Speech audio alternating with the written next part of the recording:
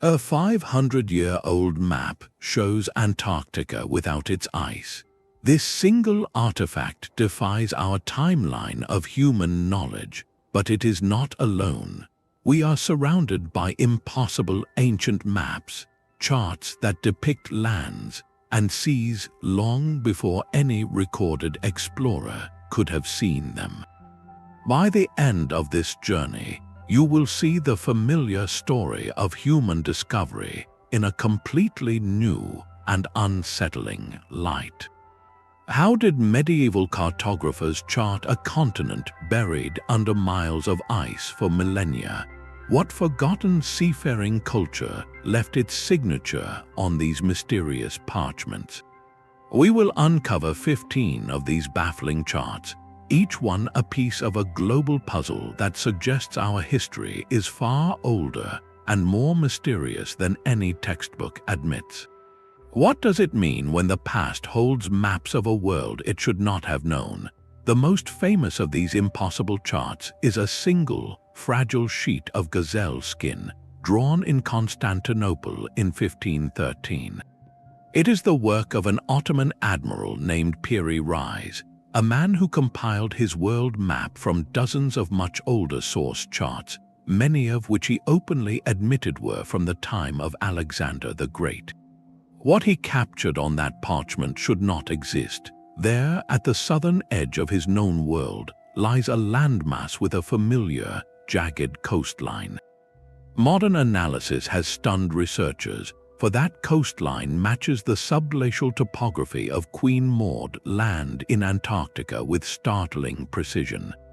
This is a coastline that has been entombed under more than a mile of solid ice for at least 6,000 years, invisible to any human eye until sophisticated echo-sounding technology mapped it in the 20th century. So how did a 16th century admiral, working from maps that were already ancient in his day, depict it? The map shows other wonders, like a surprisingly accurate outline of South America's eastern coast, but it is that southern continent that haunts historians. One theory suggests the knowledge comes from a forgotten seafaring culture, navigators from a warm epoch who might have charted Antarctica's shores before the ice claimed them.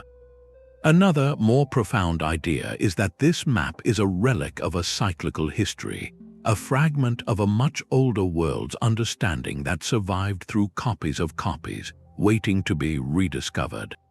If a single line on a 500-year-old map can so thoroughly challenge our timeline, what other secrets are waiting in the shadows of our oldest atlases?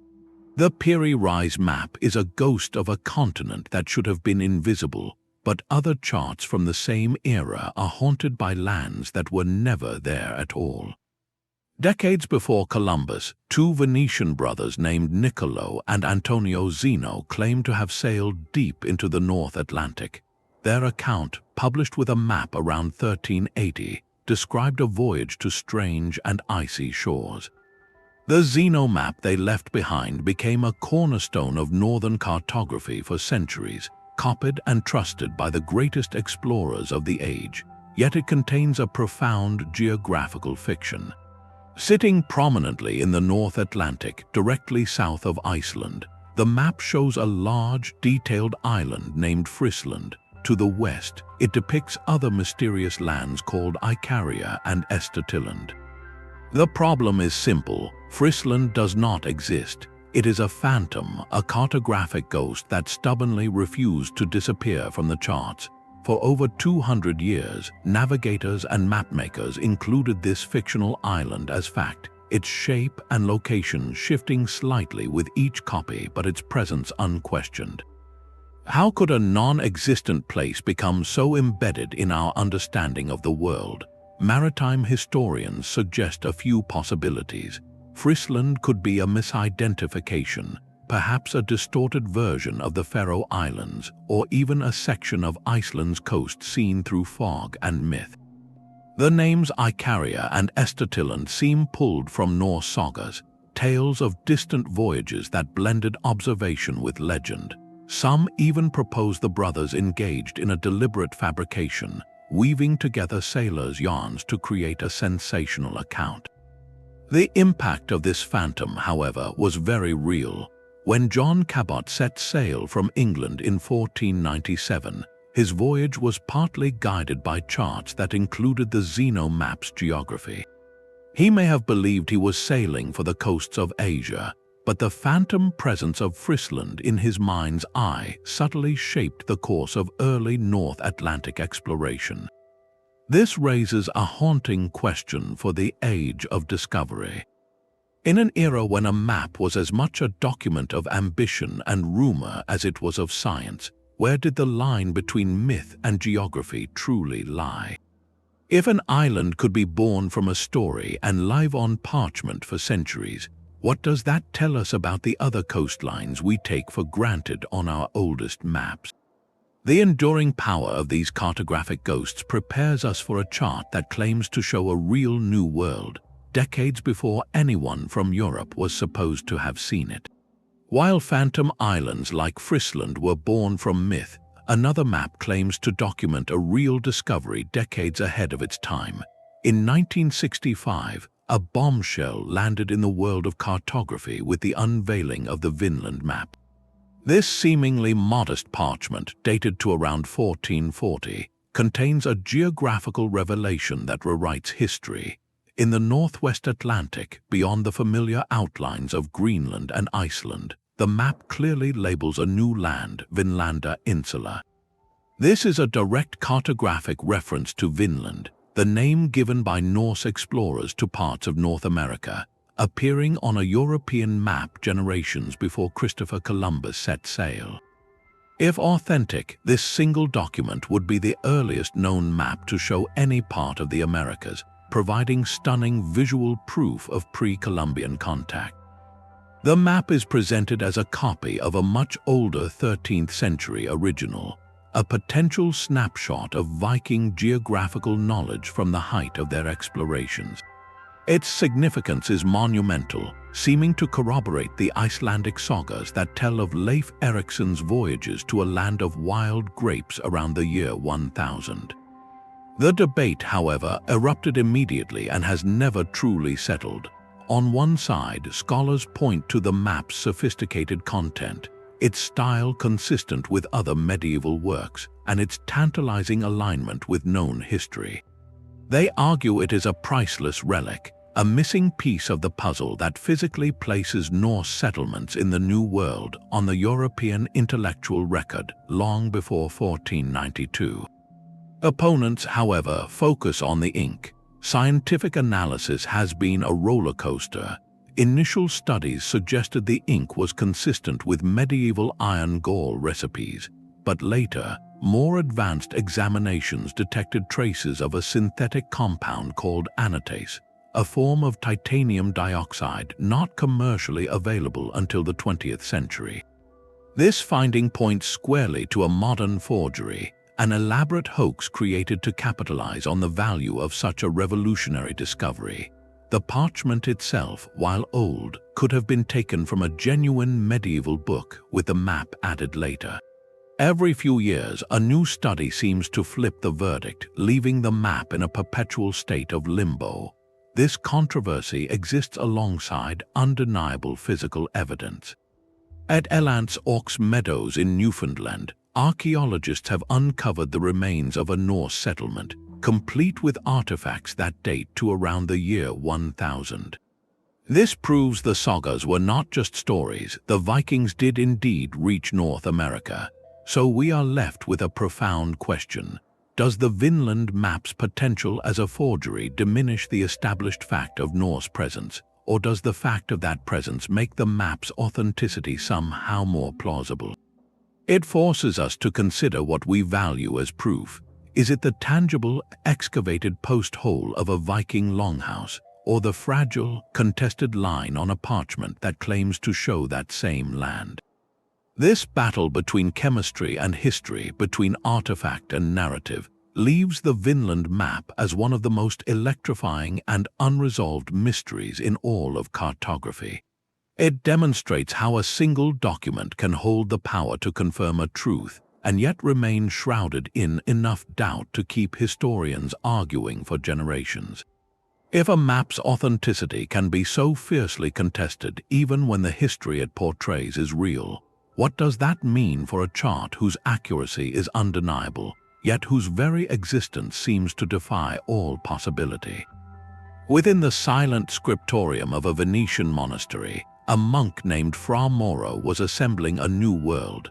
His masterpiece, completed around 1450, is not merely a map but a breathtaking encyclopedia of the known Earth, drawn on a massive circular sheet of parchment over 6 feet wide.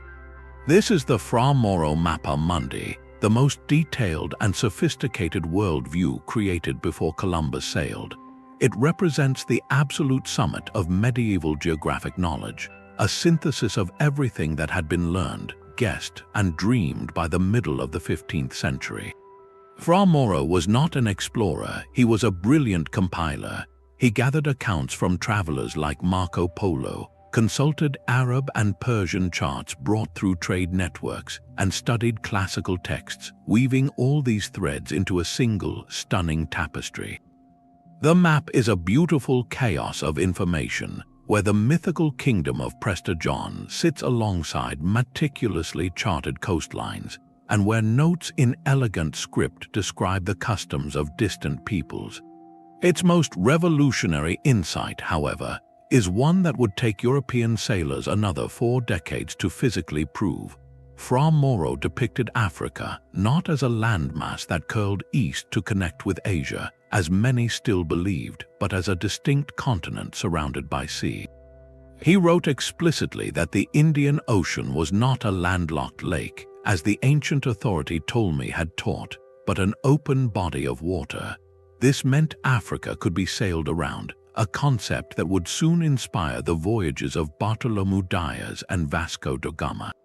The map is oriented with south at the top, a choice that disorients the modern viewer but reflects the influence of Arab cartography, where Mecca lay to the south.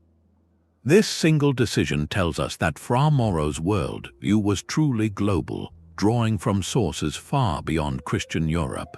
His depiction of the Indian Ocean is vast and accurate, showing the shape of India and the island of Ceylon with remarkable clarity. How did a monk, confined to his cloister on an island in the Venetian lagoon, come to know the contours of a world so vast? The answer lies in Venice itself, a bustling crossroads where merchants, diplomats, and sailors from 3 continents exchanged stories and charts. Fra Mauro's monastery was not an isolated tower, it was an intelligence hub filtering the rumors of the Silk Road and the hard-won navigational data from Arab and Indian mariners. His map is a testament to the power of networked knowledge long before the modern age, a medieval internet of parchment and ink. It shows us that on the eve of the so-called Age of Discovery, the Old World already possessed a surprisingly complete and accurate picture of the globe's major landmasses. This comprehensive vision makes the next mystery even more jarring, for it shifts from a global panorama to an impossibly intimate portrait of a single, alien landscape. The intricate global knowledge of Fra Mauro's map was a treasure compiled in the open, but the next great leap in cartography was born from shadow and theft. In 1502, an Italian diplomat and spy named Alberto Cantino performed an act of high-stakes espionage. His mission, commissioned by the Duke of Ferrara, was to infiltrate Lisbon and steal the crown jewel of Portuguese state secrets, their most current and confidential world map.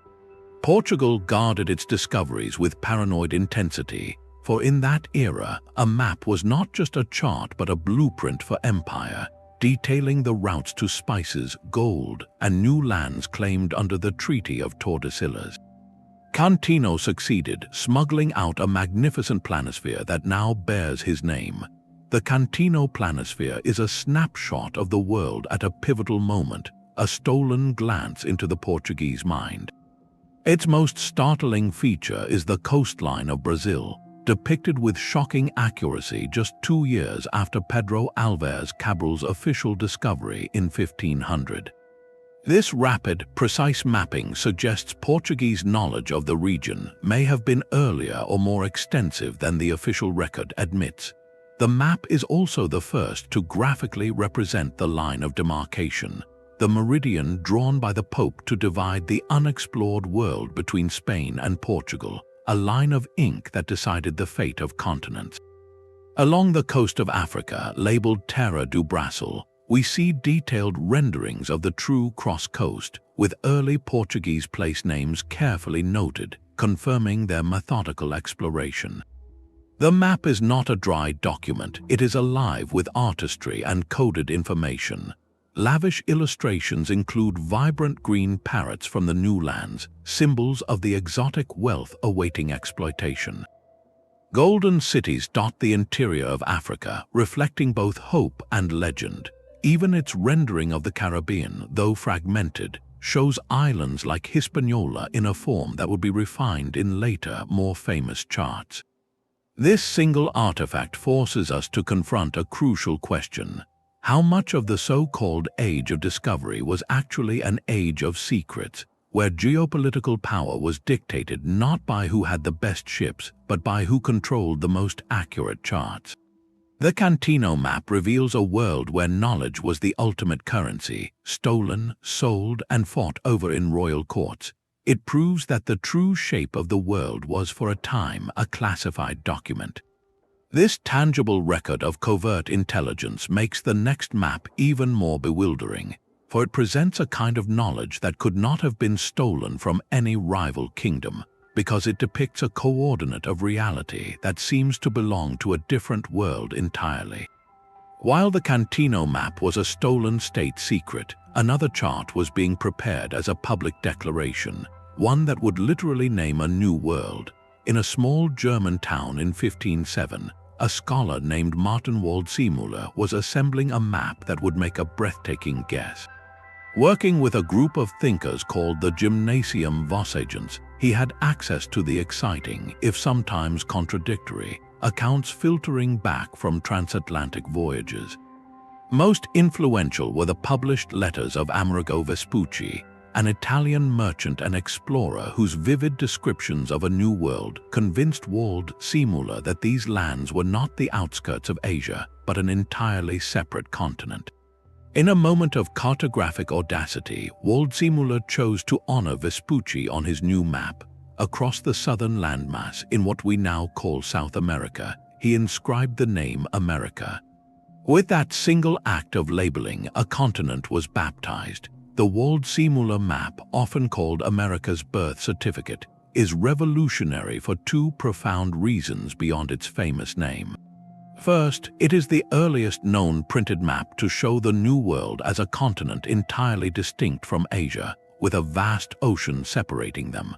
This was a speculative leap of staggering confidence, as no European had yet seen this ocean. Vasco Núñez de Balboa would not reach the Pacific shore for another 6 years. Waldseemüller was essentially predicting a fundamental geographic truth based on interpretation and logic. Second, the map came as both a massive wall map and a set of printed globe gores, strips meant to be cut out and pasted onto a sphere to create a physical globe.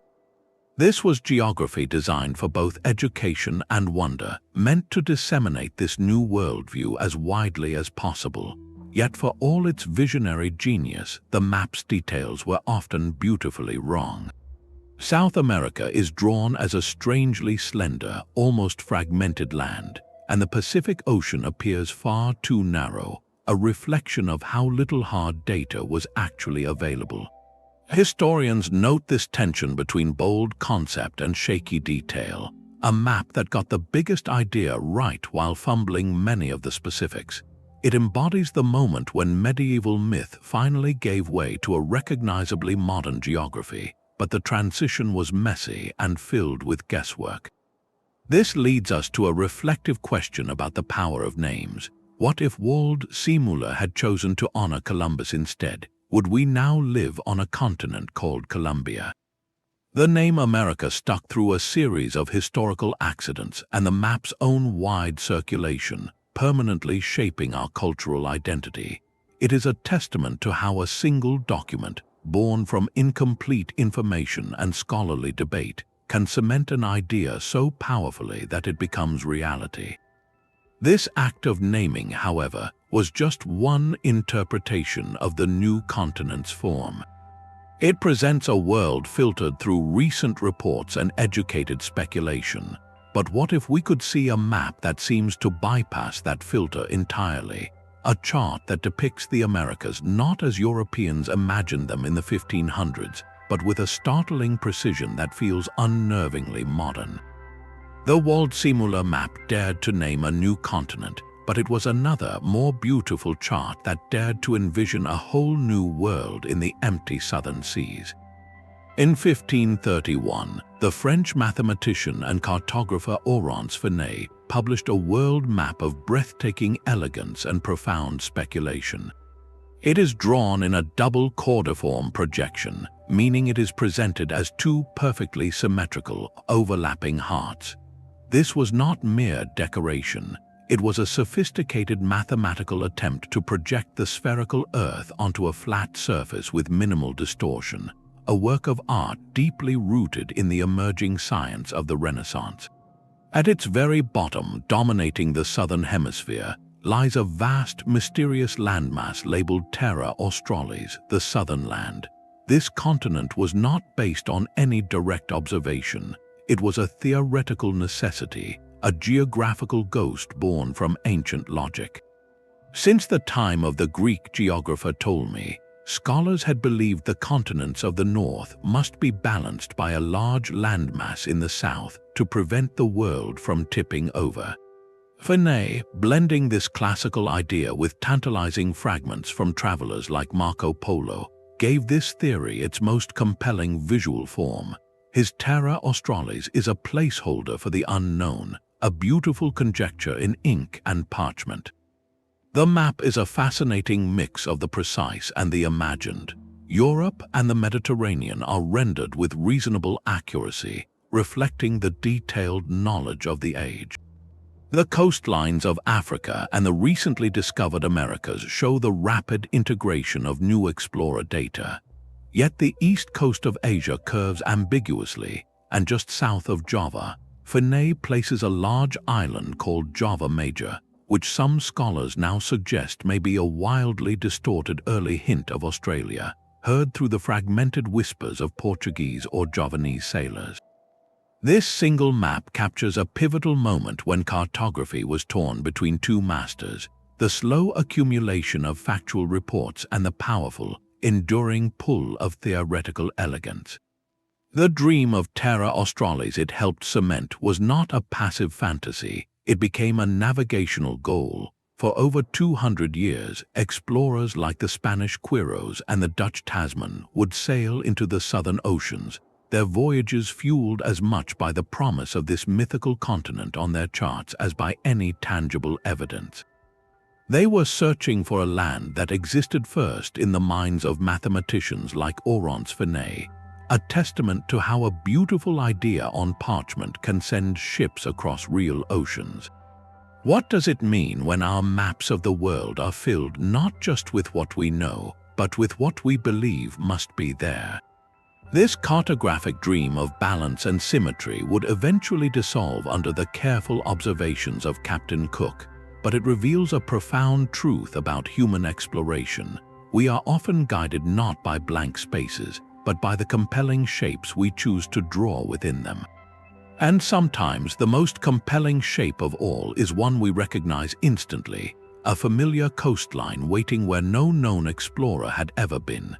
The elegant theory of Terra Australis was a beautiful guess, but another map from the same era claims to show not a theory but a real coastline. In 1542, a French hydrographer of Scottish descent named Jean Rots presented a magnificent atlas to King Henry VIII of England. Titled the Book of Hydrography, it was a masterpiece of the Deep School, a group of French cartographers renowned for their lavish, colorful charts. Among its pages lies one of history's most persistent cartographic ghosts, a landmass labeled Java la Grande. This is not the island of Java we know today, but a vast, sprawling continent positioned startlingly south of Southeast Asia.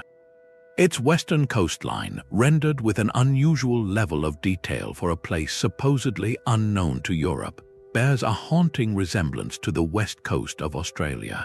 The contours of the Reis map show a large gulf that aligns with the Gulf of Carpentaria, a prominent peninsula that mirrors the Arnhem Land region, and a series of bays and inlets that correspond to features along Australia's western and northern shores. Even more compelling are the place names scattered across this land, names like Coast Dangerous and Terre des Perroquets, the Coast of Danger and the Land of Parrots, descriptions that feel less like fantasy and more like the practical notes of sailors who had been there. This map was not an isolated fantasy. Java la Grande appears on a whole series of deep school maps throughout the 16th century, always in roughly the same location and with similar, though evolving, detail. The consistency suggests a common source, and historians widely believe that source was a body of secret Portuguese charts. Portugal was the dominant naval power in the Indian Ocean at the time, and it is entirely plausible that one of their caravels, blown off course while sailing the spice routes, could have sighted or even briefly explored the northern and western coasts of Australia. To protect their trade advantage, they would have classified such a discovery, but the knowledge may have leaked out through captured sailors, shared intelligence, or a stolen map that found its way to the cartographers of deep. The debate is fierce. Some researchers point to the uncanny alignments, arguing that the deep maps are evidence of European contact with Australia 2 centuries before Captain Cook. They see in the jagged lines a direct trace of lost Portuguese voyages. Skeptics offer a different explanation, one of cartographic conflation.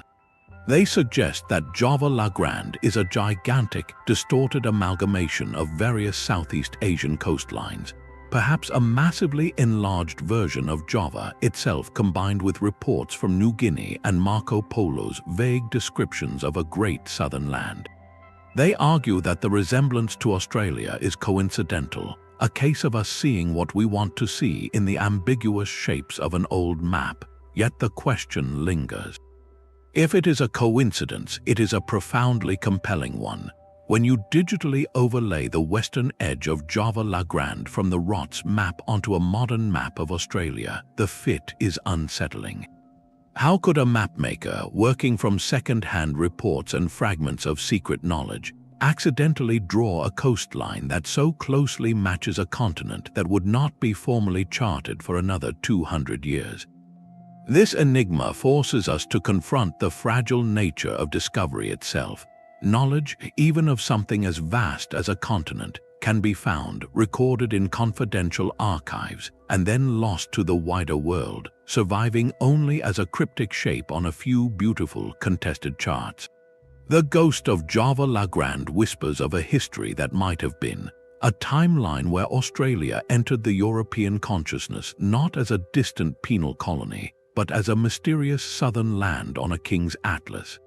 And if one continent could be mapped in secret, what about another, one buried under ice at the opposite end of the earth? The ghost of Java la Grande was a whisper from southern seas, but another map would speak directly to a continent of ice. In 1737, the French geographer Philippe Buache presented a vision of the world that was equal parts scientific theory and cartographic prophecy. His map of the southern regions did not show a solid, mythical Terra Australis. Instead, it depicted a land of breathtaking specificity, Antarctica, split cleanly into 2 vast landmasses separated by a wide, frozen sea. This was not drawn from any explorer's log, for the continent itself would not be officially sighted for another 8 decades. Buache was working from pure hypothesis, a theory that the world's landmasses were arranged in symmetrical, branching river basins divided by mountain chains. He applied this elegant idea to the unknown south, predicting coastlines and mountain ranges where no human had ever sailed. The result was a map of a phantom continent, a beautiful guess that should have been relegated to a footnote in the history of flawed geography. Yet, the modern world would later deliver a stunning verdict. With the advent of seismic and radar technology in the 20th century, scientists finally peered beneath Antarctica's miles-thick ice sheet. What they found was not a single, solid continent, but a fragmented reality. The land beneath is a sprawling archipelago of large islands, separated by deep seabeds and massive glacial troughs. The central feature, a vast subglacial basin now called the Buache subglacial basin, aligns eerily with Buache's wide sea. The mountain ranges he drew as dividing the land correspond to the actual Transantarctic Mountains, a real spine of rock that partitions the continent. His theoretical channels mirror the routes of major ice streams that flow from the interior. The correlation is too precise, too structurally accurate to be dismissed as mere coincidence. This presents a profound puzzle. Was Philippe Buache a theoretical genius of such caliber that his abstract principles accidentally revealed the true, hidden skeleton of a continent? Or did his hypothesis serve as a framework onto which he grafted fragments of much older knowledge? Some researchers suggest the latter, proposing that Buache, as a prominent geographer and member of the French Academy of Sciences, may have had access to now lost archives or charts containing ancient geographical data, perhaps even echoes of the same source knowledge that informed the Piri Reis map centuries before. He might have used his river basin theory to rationalize and give scientific form to these cryptic fragments. The Buache map stands as a monumental intersection of reason and mystery. It demonstrates that the line between brilliant deduction and inherited secret can become impossibly blurred on a parchment. It forces us to ask, can a mind, through logic alone, reconstruct a reality it has never seen? Or does true discovery sometimes mean recognizing a forgotten truth that has been waiting in plain sight, disguised as theory? This scientific speculation brings us back to a map that is far older, created without any pretense of theory, and yet achieves a precision that feels almost supernatural. The Buache map was a scientific prophecy of a frozen continent, but another chart from the Ottoman world offers a different kind of vision, one of stunning clarity and impossible detail. In 1559, a cartographer named Hadji Ahmed created a world map for the Ottoman court that stands as one of the most perplexing artifacts of its age. This is not a map filled with mythical beasts or speculative southern lands. Instead, it presents the Western Hemisphere with a geographical confidence that seems to leapfrog decades of European exploration. The coastlines of North and South America are rendered with a clean, modern-looking precision, connected by a distinct and narrow land bridge representing Central America. But the true shock lies to the west. The map depicts the western coast of North America, from what we would call Alaska down to California, with a shape and orientation that European maps would not achieve for another 200 years. This was a coastline that, for Europeans in 1559, was a total mystery, the domain of legend and guesswork.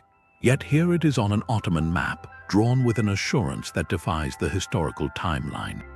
Cartographic analysts who have studied the Hadji Ahmed map often note its sophisticated use of an elliptical projection, a complex mathematical technique that accurately represents the spherical Earth on a flat surface. This was an advanced concept for the time, suggesting the mapmaker had access to highly developed geographical knowledge. The anomalies only deepen the mystery. In the heart of the continent, the map shows a vast, branching river system that aligns strikingly with the Mississippi River and its major tributaries, a hydrological feature not systematically mapped by Europeans until the late 17th century. Even more telling is its depiction of California. For over a century after this map was made, European cartographers would famously and persistently draw California as an island, a colossal error that persisted on maps well into the 1700s. The Hadji Ahmed map, however, shows it correctly as a peninsula attached firmly to the mainland. So where did this knowledge come from? The Ottoman Empire was a vast crossroads, a hub where information from across the globe converged. Hadji Ahmed himself wrote that he compiled his work from 20 different source maps, a library of charts that could have included Arabic navigational guides, secret Portuguese portolans captured or copied, and perhaps even older, unknown maps circulating through the Silk Road networks. Some researchers speculate about the possibility of pre-Columbian Chinese or Arabic voyages, leaving cartographic traces that filtered eastward to Constantinople. The map forces us to reconsider the 16th century not as a simple European monopoly on discovery, but as a vibrant, global exchange of secret knowledge. Empires were competing not just for territory but for information, and the Ottomans, positioned between Europe and Asia, were masterful intelligence gatherers. This single artifact suggests a hidden web of geographical understanding, a conversation between cultures that was far more advanced and interconnected than our history books often portray. If the Ottomans could produce a map this accurate by 1559, what other fragments of lost global knowledge are still waiting, folded away in forgotten archives, offering a clearer window into our past than we ever imagined? This glimpse of a connected world through Ottoman eyes prepares us for a map that charts not just the lands below, but the very heavens above, merging earth and sky into a single, breathtaking vision. The Ottomans saw a world connected by trade and stolen secrets, but from the opposite side of Asia came an even more ambitious claim. In 2001, a startling artifact surfaced in a Shanghai bookshop, a map dated to 1418, the final year of the legendary voyages of the Chinese Admiral Zheng He. This document, known as the Zheng He Map or the 1418 World Map, depicts a planet that looks unnervingly familiar. There are the coastlines of Africa and Europe, but also the distinct shapes of North and South America, Australia, and even a rough outline of Antarctica. If authentic, this single sheet of paper would rewrite global history, proving that immense Chinese treasure fleets, decades before Columbus, not only sailed the Indian Ocean but circumnavigated the entire globe, mapping continents unknown to Europe for another century. The claim is as explosive as it is simple. Chinese explorers discovered the world first. The map itself is visually striking, a circular diagram with China at the center, surrounded by detailed renderings of foreign lands. It shows California as a peninsula, not an island, and includes annotations describing the peoples and animals of distant shores, like a textual travelogue alongside the geography. Proponents point to the sheer ambition of Zheng He's documented voyages. Between 1405 and 1433, his colossal fleets, some containing hundreds of ships and tens of thousands of men, sailed as far as the coast of East Africa. Historical records, like the accounts of his translator Ma Huan, describe these journeys in detail. The argument follows that if the Chinese could build ships many times larger than European caravels and navigate the treacherous Indian Ocean, why couldn't they have ventured further, perhaps crossing the Pacific or rounding the Cape of Good Hope? The map is presented as a copy of a chart used by these fleets, a master document of their global knowledge. Yet, the academic world has met this claim with profound and nearly universal skepticism. Forensic analysis has raised serious red flags. While the paper may be old, the ink has been questioned, with some experts suggesting its composition appears inconsistent with early 15th century materials. The Chinese characters on the map use simplified forms that did not become standard until much later. Most damningly, the geography itself seems suspiciously modern. The coastlines, while not perfectly accurate, align too closely with our contemporary understanding of continental shapes, lacking the distortions and omissions that characterize every other genuine map from that era. It feels like a historical pastiche, a composite image drawn from a modern atlas and then aged to look ancient. To understand what a genuine Ming Dynasty navigation chart looks like, scholars point to the Maocan map, a trusted document that details Zheng He's routes through Southeast Asia, India, and East Africa. This map is a practical sailor's guide, focused on coastlines, ports, and compass bearings for known voyages. It shows no hint of the Americas or Australia. The contrast is stark. One is a functional tool for documented journeys. The other is a global overview claiming a secret history. This controversy forces us to confront a deeper question about historical narratives. Why does the idea of Chinese global prediscovery feel so revolutionary, and why is the Western narrative of Columbus and Magellan so entrenched? The answer lies in consequence. Zheng He's voyages, however grand, were ultimately abandoned by the Ming court, the fleets dismantled, and the records suppressed in a turn toward isolation. There was no sustained colonization, no permanent trade routes established to the New World. The knowledge, if it ever existed, was not acted upon in a way that reshaped global politics. European discovery, however, triggered an irreversible chain of colonization, exchange, and conflict that directly created our modern world. The Zheng He Map, likely a clever forgery, taps into a powerful desire to rebalance that story, to insert a monumental what-if into our collective past. It is a ghost not from the 15th century, but from the 21st, a reflection of contemporary national pride and our enduring fascination with lost golden ages. Yet its shadow makes us look more carefully at every ancient chart, wondering if the next controversial parchment might just hold a truth we are not ready to see. A single manuscript lost for 1,000 years would dictate the shape of the world. In the 2nd century, the Greco-Roman scholar Claudius Ptolemy compiled his geography, a work of staggering ambition that sought to map the entire known world using a grid of latitude and longitude. For centuries, his text was the supreme authority, but as Europe entered its medieval period, Ptolemy's work vanished from the West, preserved only in the libraries of the Arab world. Then, in the early 15th century, a momentous event occurred. His manuscript was rediscovered, translated from Arabic into Latin, and rushed into print with the new technology of the printing press. Europe was suddenly holding a map of the ancient world in its hands, a vision of geography frozen in time from the age of the Roman Empire. Renaissance cartographers revered this classical authority, but they faced a dilemma. New reports from Portuguese caravels and other explorers were constantly arriving, describing lands and seas that Ptolemy had never known. The solution was a fascinating hybrid, a new kind of map that tried to serve two masters. Cartographers like Martin Waldseemüller created twin hemispheres in their atlases, one labeled according to Ptolemy and the other according to modern navigators.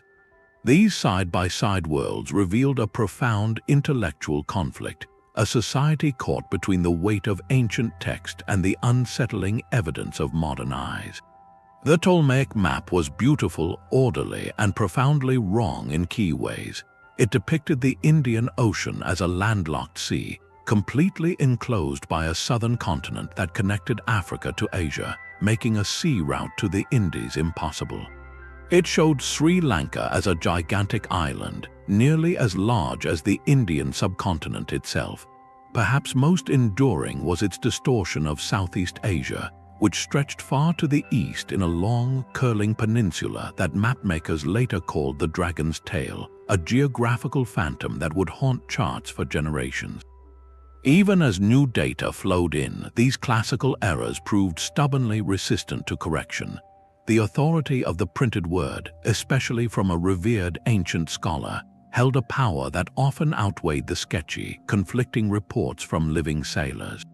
A captain might return with a rough chart, but who was he compared to Ptolemy? This reliance on textual authority created a powerful inertia. Explorers setting sail would be guided by maps that still contained these ancient mistakes, shaping their expectations and sometimes leading them to misinterpret what they actually saw. They might dismiss accurate observations because they did not match the classical model they carried in their minds. The persistence of the Dragon's Tail is a perfect example. For decades, even as Portuguese and Spanish ships reached the real coastlines of Vietnam, Malaysia, and the Indonesian archipelago, cartographers kept drawing that long, curling peninsula on their world maps, trying to force the new reality into Ptolemy's old framework. It was as if the ancient text created a gravitational pull, bending the newly discovered geography back toward its own preconceived shape. This raises a pivotal question for the age, one that echoes in our own time. When does respect for tradition become an obstacle to truth? The real breakthroughs in mapping the world came not from perfecting Ptolemy's model, but from the courage to finally set it aside, to look at the blank spaces on the chart and trust the compass and the lead line more than the ancient manuscript. That decisive break from classical authority, that willingness to embrace a world that was stranger and wider than the ancients ever dreamed, was the true revolution. It cleared the way for maps that were not updates of an old vision, but entirely new creations, some of which contained details so precise they seemed to have come from a future yet to unfold. The authority of ancient texts was a weight upon the Renaissance mind, but in the hands of working sailors, an entirely different kind of map was being born, one of stunning, practical clarity. In 1339, a cartographer named Angelino Dolcet, working on the island of Majorca, produced a masterpiece of the medieval maritime world, a Portolan chart. This was not a map for scholars or princes, it was a tool for survival, a detailed guide to the coastlines of the Mediterranean and Black Seas designed to be used on the rolling deck of a ship. Its precision is immediate and breathtaking. The boot of Italy, the complex inlets of Greece, the sweeping curve of North Africa, all are rendered with an accuracy that would not be surpassed for centuries. The chart is a dense web of information, crisscrossed by a spiderweb of lines radiating from central compass roses. These are room lines, a navigator's grid that allowed a captain to plot a constant bearing across open water from one known port to the next. Every bay, river mouth, and headland is meticulously noted, while the interiors of lands are left blank, a silent testament to the chart's singular purpose. It existed only to define the edge between the safe harbor and the perilous sea. The shock of the Portolan is not its beauty, though it is often beautifully illustrated, but its sudden appearance. In the 13th century, these highly sophisticated charts emerge in the historical record with no clear evolutionary precursors. They seem to arrive fully formed, as if the collective knowledge of generations of Mediterranean sailors had been compiled overnight. Where did this data come from? Some historians point to the possibility of lost Roman periplus documents, practical sailing guides that may have survived in monastic libraries or Arab translations. Others argue for the accumulated, hard-won experience of Catalan, Genos, and Arab mariners, painstakingly compiled in the cosmopolitan ports of Majorca. The chart's depiction of the Iberian Peninsula is a case study in its impossible accuracy. The distance from the Strait of Gibraltar to Cape St. Vincent, the distinctive notch of the Gulf of Cadiz, the protrusion of Cape Roca, all are plotted with an error margin of less than 5%. This is a level of detail achieved not by celestial observation, but by endless repetitions of the voyage, by captains mentally noting landmarks and pilots constantly checking their dead reckoning against the slowly passing coast. This practical mastery forces a profound reflection. Long before academics in universities debated the shape of the world, the sailors who worked upon it knew its contours intimately. Their geography was written in wind, wave, and coastline, a living knowledge passed from pilot to apprentice, far removed from the philosophical maps of the scholars. The Portolan chart represents a parallel stream of human understanding, one built from necessity and verified by safe arrival. This makes the mystery of the other maps even deeper. If the medieval world could achieve such flawless precision in mapping the known center of its universe through sheer, grueling repetition, what does it mean when that same level of confident, detailed accuracy suddenly appears on the edges of their world, depicting lands no European sailor could possibly have visited. The mastery of the familiar makes the correct depiction of the unknown not just surprising, but logically inexplicable. It suggests that the source of that distant knowledge must have been just as practical, just as empirical, and just as lost to history as the first unnamed sailor who charted a hidden cove on a piece of scraped parchment. But the practical precision of the Portolan chart was not the only way to understand a distant world. In a royal library around the year 1500, a different kind of map was being drawn, one that sought to capture not just coastlines but the entire story of the East. The King James World Map, a Catalan masterpiece likely created for a monarch of Aragon, is less a navigational tool and more a magnificent illustrated encyclopedia. It presents a sprawling, vibrant vision of Asia that is equal parts geography and legend, woven together into a single, believable tapestry. This map does not separate fact from fiction. It blends them seamlessly, creating a complete world picture for an audience hungry for the wonders described by travelers like Marco Polo and the wildly popular, though largely fictional, Sir John Manville. The cartographer filled the spaces between known trade routes with a bestiary of the imagination, placing the earthly paradise at the extreme east, depicting the monstrous races said to inhabit the edges of the world, and illustrating the splendid court of the great Khan in meticulous detail. Scholars of medieval travel literature note that this was not seen as deception, but as a form of truthful narrative. The map's purpose was to synthesize all available information, from merchant reports to classical lore, into a coherent and instructive whole. It tells a story, and in that story, the one-eyed Arimaspi who fought griffins for gold were as real as the Silk Road caravans snaking across Central Asia. We can see this synthesis in its treatment of specific places. The island of Sipangu, or Japan, is drawn as a large, gold-rich landmass, its depiction fueled by Polo's second-hand accounts that sparked European dreams of wealth. The Indian subcontinent, while recognizably triangular, is adorned with illustrations of elephants and pepper trees, commodities that define the region in the European mind. A river might be charted with reasonable accuracy, yet its source could be shown as the Garden of Eden. This was a map of meaning, where every symbol and illustration served to educate the viewer about the nature, both real and imagined, of distant lands. The Catalan school of cartography was renowned for this rich narrative style, and the King James map stands as one of its finest examples. It compiled its vision from a library of sources, cross-referencing Polo's descriptions with older Mappa Mundi traditions and the latest Portolan charts for coastal outline. The result is a captivating paradox, a document that is geographically insightful yet mythologically saturated. This leads us to a pivotal, reflective question. How did the coexistence of such vivid fantasy with emerging fact not confuse, but actually comfort its contemporary audience?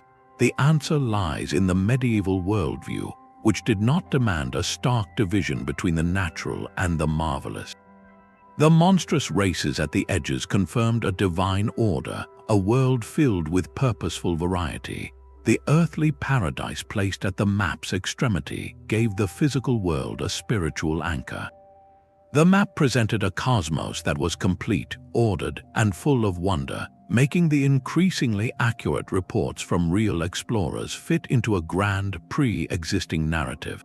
It was a final, glorious expression of a world understood through story, a vision that would soon be challenged by the relentless, disenchanting precision of the next century's explorers. Yet, in its confident blend of the seen and the unseen, it reveals a profound human truth. Our maps have always been as much about what we believe as what we know. A final atlas crowns this collection, a jewel of ink and gold that captures the world at the precise moment it became truly global. Created in Lisbon around 1519, The lavishly illuminated Miller Atlas was a state-of-the-art report, a gift intended for King Manuel I of Portugal to showcase the staggering reach of his empire. This was not a single map, but a synthesis of the entire age, weaving together the hard-won data from Vasco da Gama's voyage to India, Pedro Álvares Cabral's landing in Brazil, and even the first fragmentary reports from Ferdinand Magellan's expedition, which was still circumnavigating the globe as the artists worked. Its pages are a breathtaking fusion of science and splendor, where meticulously charted coastlines are framed by painted scenes of vibrant parrots, towering palm trees, and detailed depictions of indigenous peoples going about their daily lives. To turn its pages is to witness geography transforming into a story of dominion and wonder. The atlas treats the viewer to a guided tour of Portuguese ambition. One folio presents the coast of Brazil with newly established trading posts carefully marked, the land rendered in lush green, a promise of untapped wealth. Another focuses on the African shoreline, tracing the route to the Cape of Good Hope with the precision required by navigators who depended on these charts for survival. The crown jewel, however, may be its map of the Indian Ocean and the Spice Islands. Here, the strategic ports of Goa, Calicut, and Malacca are pinpointed with clarity, their positions guarded by illustrations of Portuguese carracks, the very ships that turned this chart into a reality. This map was a direct instrument of power, a classified document that guided admirals and dictated trade. Yet, for all its practical utility, the Miller Atlas is undeniably a work of propaganda. Every painted elephant in India, every carefully rendered spice plant in the Moluccas served a dual purpose. It educated the king about his new possessions, but it also celebrated the divine and commercial right of Portugal to possess them. The illustrations of indigenous peoples, while often stylized, were part of this narrative, presenting the world's diversity as a catalogue of subjects and resources for the crown. This duality forces a final, lingering question about all the maps we have seen. Are they merely passive records of discovery, or are they active tools that shape the reality they claim to document? The Miller Atlas, in all its gorgeous authority, argues powerfully for the latter. It represents the culmination of a century of staggering geographical revelation, where the impossible coastlines on earlier charts were finally filled in with names, flags, and economic agendas. It marks the point where mystery became inventory. Having journeyed through 15 maps that defy simple timelines, from the ice-free Antarctica of Piri, Reis to the prophetic fragments of Buache, we are left standing at a crossroads of history. These artifacts collectively suggest that our past is not a straight line of accumulating knowledge, but a palimpsest, a parchment where older writings show through the newer text. They whisper of lost voyages, of knowledge networks that spanned the globe before empires claimed it, and of the fragile line between observation and myth. What if the true story of our world is not one of sudden discovery, but of intermittent remembrance? So we are left with a gallery of ghosts, coastlines that appear where they should not, drawn with a precision that defies their era. How do we make sense of this? Historians and cartographers have long debated three compelling, and often conflicting, explanations for these impossible maps. Each theory requires us to re-examine what we think we know about our past. The first is perhaps the most dramatic, the lost civilization theory. This idea, championed by scholars like Professor Charles Hapgood in the mid-20th century, suggests a single, advanced seafaring culture existed in the deep past, a global civilization with the technology and curiosity to map the entire planet during a warm period before the last ice age. Think of the legendary Atlantis or a completely unknown precursor society. Their meticulously surveyed world charts, the theory goes, survived in fragments. Later cultures, from the ancient Greeks to medieval Turks, would have copied and recopied these source maps without fully understanding what they depicted. preserving astonishingly accurate geographical data as a kind of inherited memory in parchment. The strongest evidence for this lies in the Piri Reis map itself. How else could a 16th century admiral depict a coastline buried under ice for 6,000 years? Proponents point to the mathematical consistency and global scope implied by such maps, arguing that isolated voyages could not account for such widespread, precise data. The second theory is more incremental but no less revolutionary, the forgotten voyages theory. This idea argues that our historical records are simply incomplete. Many ancient and medieval cultures were far more accomplished explorers than we give them credit for. The Phoenicians, master navigators of the Mediterranean, may have ventured far into the Atlantic. The Polynesians, using only the stars and waves, settled islands across the vast Pacific. The Norse reached North America, and there is tantalizing, if controversial, evidence suggesting Chinese fleets under Zheng He may have traveled farther than the official histories admit. According to this view, knowledge from these unrecorded or suppressed journeys seeped into the cartographic mainstream through trade, captured documents, or sailors' tales. A Portuguese caravel blown off course might have briefly charted Australia, its secret map later copied in deep. A Norse sketch of Vinland could have made its way to a European monastery. This theory finds strength in the scattered, piecemeal nature of the anomalies, each map seeming to reflect a different thread of exploration rather than one unified source. Then there is the third perspective, favored by many mainstream academic historians, the coincidence and conflation theory. This view urges caution, reminding us that ancient mapmakers were artists and storytellers as much as scientists. Skeptics like the renowned cartographic historian J.B. Harley emphasized that maps are not neutral mirrors of reality. They are cultural documents filled with ideology, hope, and error. From this standpoint, the astonishing accuracy we see might be a trick of hindsight. A jagged line drawn from a sailor's vague description could, by pure chance, resemble a modern coastline when we overlay it. Continents like the phantom Frisland or the theoretical Terra Australis were born from logical necessity or misinterpretation, not discovery. The Zeno map's Frisland could be a distorted Iceland. Java la Grande could be a massive conflation of New Guinea, Java, and other Southeast Asian reports, its resemblance to Australia entirely accidental. Even the Piri Reis map's Antarctica, some argue, could be a distorted version of the Patagonian coast, stretched and guessed at. This theory asks us to consider the power of coincidence and the human tendency to find patterns, even when none were intended. Testing these ideas against a single artifact is revealing. Take the Piri Reis map once more. The lost civilization theory says it preserves a direct copy of an antediluvian world survey. The forgotten voyages theory suggests it incorporates charts from unknown medieval explorers who perhaps navigated southern waters using now lost techniques.